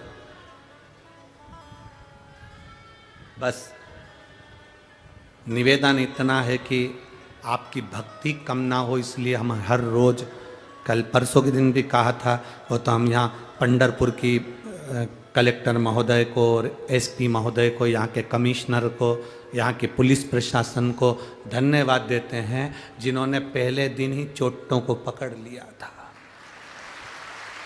धन्यवाद, बहुत बहुत साधुवाद। यहाँ के प्रशासन को हम धन्यवाद देते हैं इस चीज़ के, बहुत बहुत साधुवाद।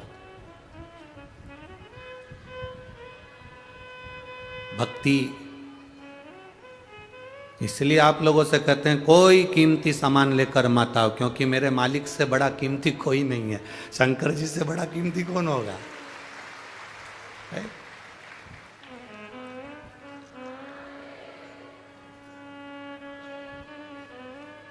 जो लोग सीओर आते हैं ना कुबेरेश्वर धाम, हम उनसे भी कहते हैं, एक माता जी खूब रो रही थी, उसका कोई पर्स ले गया, खूब रोई, हम तो लुट गए लुट गए लुट गए लुट गए लुट गए।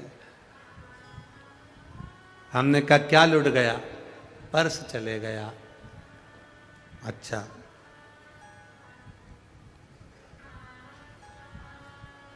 कोई बात नहीं।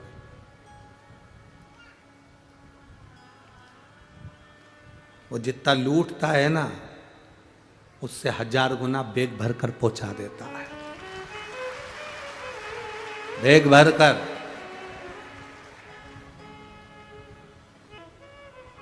आप लोगों के स्मरण में होगा, कुबेरेश्वर धाम पर जो रुद्राक्ष उत्सव होता है, उस रुद्राक्ष उत्सव में कई लोग आते हैं, कई लोगों के पास में टिकट चला जाता है या बेग चला गया, या हम तो मना करते हैं कोई चीज़ लेकर मत आओ, कीमती सामान लेकर मत, किसी का चले गया उसके बाद टिकट भी नहीं होता,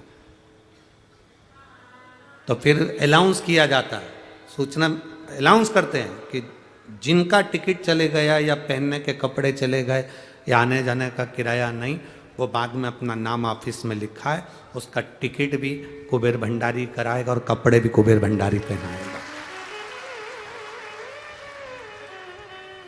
करता वो है, उसकी भक्ति, उसका विश्वास, उसकी दृढ़ता, हम जितना उसका भजन करेंगे। हाँ, शक दुनिया पर करो पर परमात्मा की भक्ति पर कभी शक मत करो, कभी मत करो।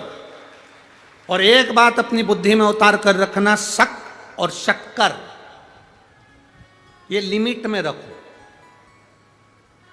शक्कर भी चाय में लिमिट में होना चाहिए, बराबर। ज्यादा शक्कर होगी तो चाय पी सकोगे? बोलो जम के। बिल्कुल कम शक्कर होगी तो चाय अच्छी लगेगी? नहीं। शक और शक्कर की मात्रा का लेवल बराबर रखिए। ना शक ज्यादा होना चाहिए, ना शक्कर ज्यादा होना चाहिए। शक ज्यादा होता है तो हमारा घर बिगाड़ देता है, शक्कर ज्यादा होती है तो शरीर बिगाड़ देती है। जब शक ज्यादा होगा तो हमारा घर बिगाड़ देगा। किसी ने कह दिया तेरी सास ऐसी है, शक करना चालू कर दिया, जरूर मेरी सास मां गई थी ना तो वहां से कुछ करवा के लेकर आई होगी, मेरी सास अभी पंढरपुर गई थी ना वहां से कुछ लेकर आई होगी, मेरी सास वहां गई थी ना वहां से कुछ लेकर आई होगी। बस शक भराता गया। ननद ने ऐसा कर दिया। हम कई जगह चले जाते हैं, कई जगह पर जाकर कोई घूमता रहता है, उससे पूछते रहते हैं माता जी बता दो, पिताजी बता दो, हमारे यहाँ क्या हो गया? उसने कह दिया तेरे पड़ोसी ने तेरे ऊपर कुछ कर दिया, किसी ने कह दिया तेरी दुकान बांध दी, किसी ने कह दिया तेरे ऊपर विद्या कर दी, किसी ने कह दिया तेरे ऊपर काल घुमा दिया, किसी ने कह दिया तेरे ऊपर कोई ने ऐसा कर दिया, कोई ने भूत लगा दिया, प्रेत लगा दिया। ना ना ना, शिव महापुराण की कथा कहती है शंकर भगवान को एक लोटा जल चढ़ाने वाला के ऊपर ना तो कभी भूत लगता है, ना प्रेत लगता है, ना चुड़ैल लगती है। शंकर भगवान पर एक लोटा जल चढ़ाने वाला हमेशा सुखी रहता है। क्यों? क्योंकि ये भूत चुड़ैल सब शंकर जी के पास रहते हैं। जो पहले से उनके ऊपर चढ़े हो वो तुम पे क्या खाद चढ़ेंगे? जबरदस्ती दुनिया के लोग भर्ती में तुम्हारे को भ्रम में कह देते हैं तेरे ऊपर भूत लगा दिया, उसने तेरे ऊपर विद्या कर दी, उसी ने ऐसा कर दिया, तेरी दुकान बंद हो गई, चलती हुई दुकान बंद हो गई। चलती हुई दुकान क्यों बंद हुई? किस लिए बंद हुई? तुम्हारे कारण बंद हुई। शिव महापुराण की कथा कहती है अच्छी दुकान चल रही थी, बंद क्यों हुई? तुम्हारे कारण हुई। क्यों? क्योंकि कीचड़ और लीचड़ इन दोनों से दूर रहना चाहिए। कीचड़ और लीचड़ इन दोनों से दूर रहना चाहिए। कीचड़ शरीर में लगता है तो दाग लगा देता है, खराब कर देता है शरीर को। और लीचड़, लीचड़ मतलब आलसी व्यक्ति। आलसी व्यक्ति का संग पकड़ोगे तो वो सवेरे वो भी जगदम्बा आराम से 8-9 बजे उठ रही, पति कह रहा चाय ला दे, बिना नहाए रसोई घर में चालू करके 8:30 बजे जब जगदम्बा उठ के चाय बनाएगी, 9:30 बजे भेरू ब्रश करेगा, 10:30 बजे नाश्ता चलेगा, 10:30 11 बजे नौकर को चाबी दे दी तो खोल लेना, 11 बजे आराम से साहबजादे दुकान पर पहुँचे और सोच रहे हैं कि मेरी दुकान क्यों नहीं चल रही।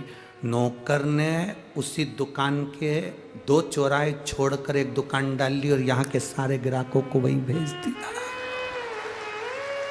कीचड़ और लीचड़ इनसे बचकर रहना। कीचड़ शरीर खराब कर देगा, कपड़ा खराब कर देगा, और लीचड़ व्यक्ति, आलसी व्यक्ति तुम्हारी पूरी व्यवस्थाओं को, पूरे जीवन को खराब कर देगा। तुम्हारी जो दिनचर्या है उसको खराब कर देगा। आपकी सवेरे उठने की आदत है, 6 बजे जगने की आदत है, कोई लीचड़ व्यक्ति तुम्हारे साथ में है, अगर वो 8-9 बजे उठता है तो तुम्हारी भी धीरे धीरे ऐसी आदत बन जाएगी 8-9 बजे उठने की। तुम 4 बजे उठती थी, मालूम पड़े 8 बजे उठ रही, 9 बजे उठ रही। क्यों? क्योंकि वो लीचड़ का साथ हो गया।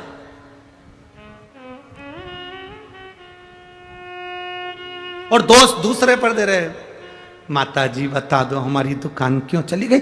माता जी बोली तेरे पास वाले ने करा है, तेरे पास वाले।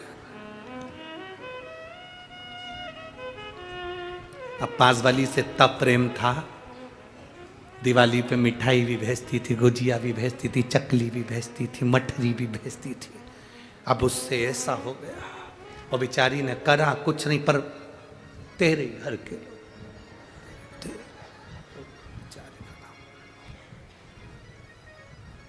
दुश्मन हो गए, दुश्मन।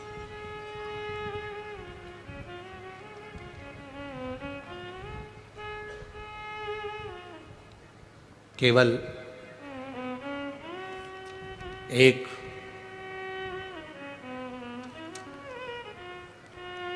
पंढरपुर की पवित्र भूमि पर एक ऐसे संत रहते थे जिनका नाम था नरहर सुनार। हम उन्हें संत भी कहें, सुनार भी कहें, स्वर्णकार भी कहें।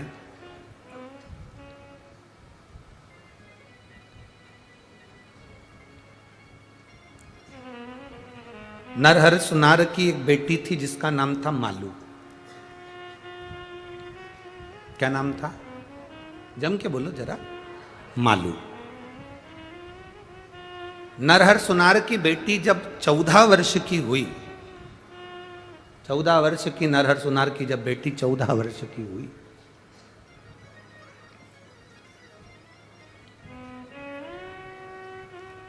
और नरहर सुनार की बेटी जब 14 वर्ष की हुई तो उसके शरीर में एक रोग सताने लगा। अब देखिएगा जरा कितना विश्वास नरहर सुनार का शंकर जी के ऊपर था, जरा वो देखिएगा। 14 वर्ष की बेटी मालू, उसके शरीर में एक रोग प्रवेश कर गया। अब नरहर सुनार का काम क्या था? उनके पिताजी, जो नरहर सुनार के जो पिताजी थे दीनानाथ सुनार, वो दीनानाथ जी भी सराफे का काम करते थे और नरहर सुनार भी सराफे का काम। बच्चे की तबीयत खराब होगी तो दादा हो चाहे पिता हो, वो मुख से उदास रहेंगे, उनके नैनों में थोड़ा सा जल समाहित रहेगा और नेत्रों में जल भर आता है कि भाई बच्चे को हुआ क्या है, हो क्या गया। जो सोने की रकम बनवाने आता था, चांदी की रकम बनवाने आता था, हीरा पन्ना का व्यापार करने के लिए आता था, वो नरहर सुनार की बेटी मालू को देखता था तो वो कहकर जाता था, इसको किसी को दिखाते क्यों नहीं हो?